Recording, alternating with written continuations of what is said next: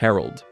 His story is one of the most tragic in the entire Fallout series, and his possible death might be even more devastating. After being exposed to FEV at Mariposa, Harold spent over 200 years wandering the wasteland with a tree named Bob growing from his head. By 2277, Bob had completely taken over, rooting Harold to the ground in the capital wasteland and transforming him into a massive tree that an entire cult, the Tree Minders, worshipped as a god.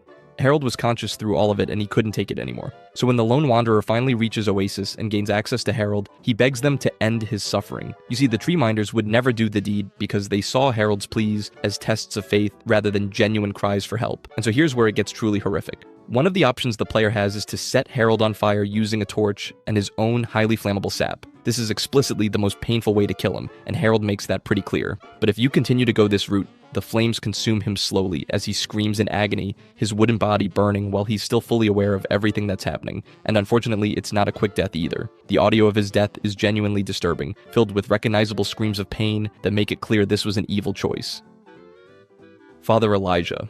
This man was once a genius scribe who rose to become an elder of the Brotherhood of Steel, a rare honor for someone who wasn't a paladin. But his brilliance was matched by his obsession with technology and his complete disregard for human life when it got in the way of his goals. After abandoning his chapter at Helios 1, Elijah searched the wasteland for old-world tech to gain ultimate power. His journey eventually brought him to the Sierra Madre, a pre-war casino surrounded by toxic clouds and guarded by holograms. Elijah saw the Sierra Madre as the key to everything he wanted: invincible holograms, explosive collars, and limitless supplies, and planned to use its cloud to wipe out the NCR and the Mojave before rebuilding civilization under his absolute control. To get into the casino's vault, Elijah forced others to do his dirty work, using explosive collars to coerce them into unlocking the Sierra Madre's secrets. But when the courier finally reaches the vault with Elijah's guidance, they have the option to turn the tables on him completely. By sneaking past Elijah and escaping the vault, the courier can trap the evil old man inside the very treasure room he'd been obsessed with for so long. And when the vault door seals shut with Elijah inside, there's no way out anymore. He's surrounded by all the gold bars and pre-war wealth he wanted,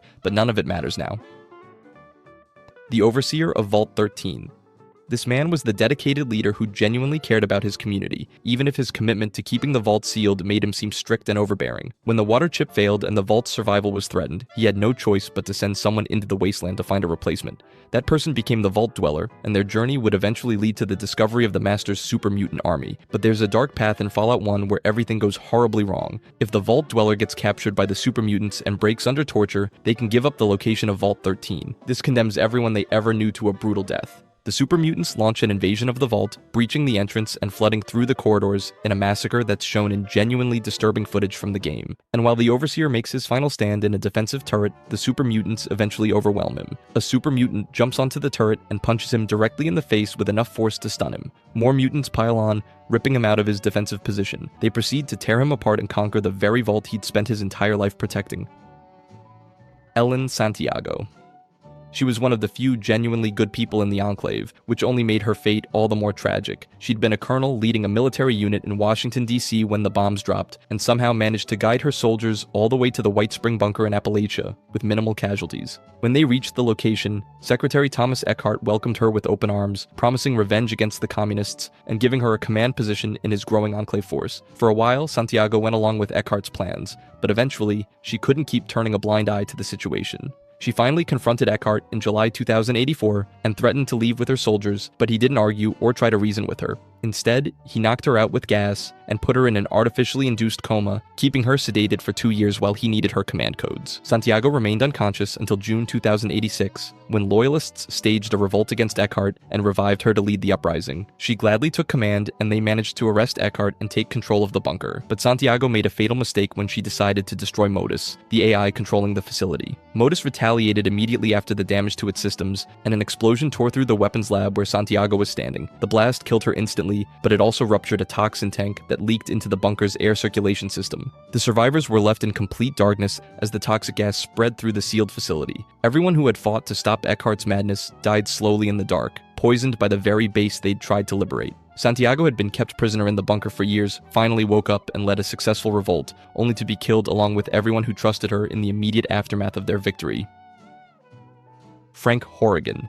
He was the single most dangerous enemy in the entire Fallout series, a super mutant sealed inside custom power armor and enhanced with so many cybernetic implants that he was barely human anymore. He'd started as an Enclave Secret Service agent and the President's bodyguard before a mission to Mariposa military base exposed him to FEV. The Enclave decided to experiment on him for 2 years, operating on his mutating body and testing modified FEV strains until they created a one-of-a-kind killing machine. Horrigan was faster, stronger, and more brutal than any other super mutant, and his armor constantly injected him with drugs just to keep him alive. He was deployed across the wasteland as the Enclave's solution to any problem, and the way he killed people gave nightmares to the soldiers who accompanied him. By the time the Chosen One invaded the Enclave oil rig in 2242, Horrigan was standing guard at the exit, personally ensuring that nobody would escape after the reactor meltdown was triggered. The fight against him is absolutely brutal, and even after taking enough damage to kill anyone else several times over, Horrigan refuses to stay down. When he's finally defeated, the Chosen One can watch as Horrigan is literally cut in half at the waist. His lower body is completely separated, but somehow he's still alive and conscious. Horrigan drags himself up on his hands and taunts the Chosen One one last time, telling them they've accomplished nothing and that the self-destruct has been triggered. He starts reciting his oath to the President and the Enclave, duty, honor, courage, semper fi, before the internal pressure from his damaged systems causes his head to explode.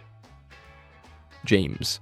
A brilliant scientist who spent his life trying to bring clean water to the capital wasteland, James's death is one of the most heartbreaking losses. He was working at the Jefferson Memorial with his wife Catherine and a team of fellow scientists when Catherine went into labor and gave birth to the lone wanderer. Unfortunately, Catherine died from complications during childbirth, and James abandoned the project to flee to Vault 101 to keep his child safe. For nearly 20 years, he served as the Vault's physician while raising his child, but the dream of finishing Project Purity never left him. In 2277, James eventually made the difficult decision to escape the Vault and return to the wasteland to finally complete the project. With the lone wanderer's help and the recruitment of Dr. Madison Lee, James managed to get the project running again. They were so close to success when the Enclave arrived in force. Colonel Autumn stormed into the activation room with his soldiers and demanded that James hand over all research and make the purifier operational for the Enclave immediately. James tried to explain that the facility wasn't operational, but Autumn executed one of the scientists, Janice, right in front of everyone and repeated his demand. It dawned on James, Autumn wasn't planning on letting any of them leave alive, so instead of surrendering, he triggered a radiation leak in the control room, flooding it with lethal doses in a desperate attempt to kill Autumn and stop the Enclave. Unfortunately, Autumn managed to inject himself in the nick of time with an anti-radiation serum and survived. James collapsed as the radiation tore through his body, using his last words to tell his child to run before dying right there in the control room. James had finally returned to finish the project his wife had died for, had brought his child into it despite the danger, and his sacrifice didn't even accomplish what he'd intended. He died in agony from radiation poisoning, watching his life's work get stolen by the Enclave while his child barely escaped. Mr. House. The smartest man in the Fallout universe, Robert House was a pre-war genius who had founded Robco Industries. He had amassed billions of dollars before correctly predicting that nuclear war was inevitable. He then spent a fortune preparing Las Vegas to survive the apocalypse, creating an army of Securitrons and a defense system to shoot down incoming missiles. When the Great War did finally come, House sealed himself inside a life support chamber that kept his body alive while his brain was wired into his vast computer network. For over 200 years, he worked to restore Vegas to its former glory, eventually emerging to unite the three families and establish the new Vegas Strip as a major power in the Mojave. House's physical body was incredibly fragile after spending centuries in the sterile environment of his life support chamber, and he'd specifically designed his security to ensure nobody could ever reach him.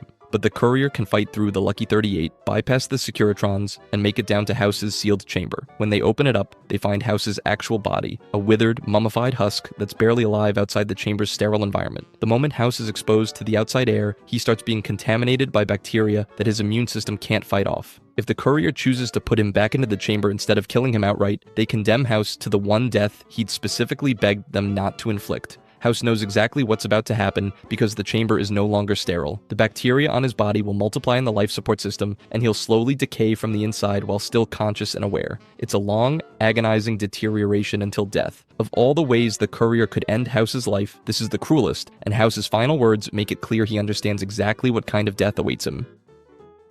Lorenzo Cabot.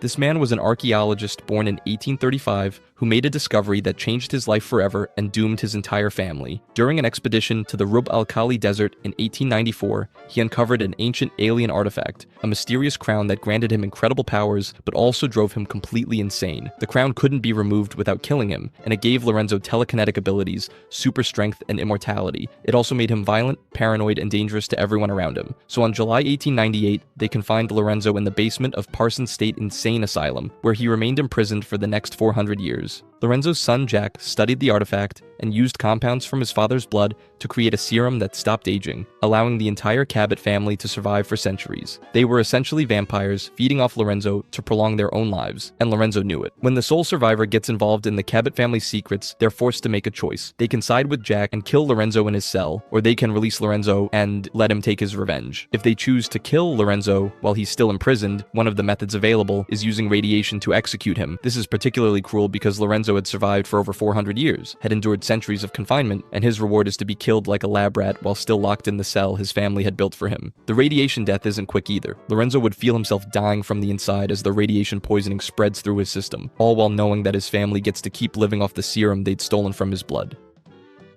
And that's the worst deaths in Fallout. Which one messed you up the most? Drop it in the comments and subscribe for more Fallout lore dives.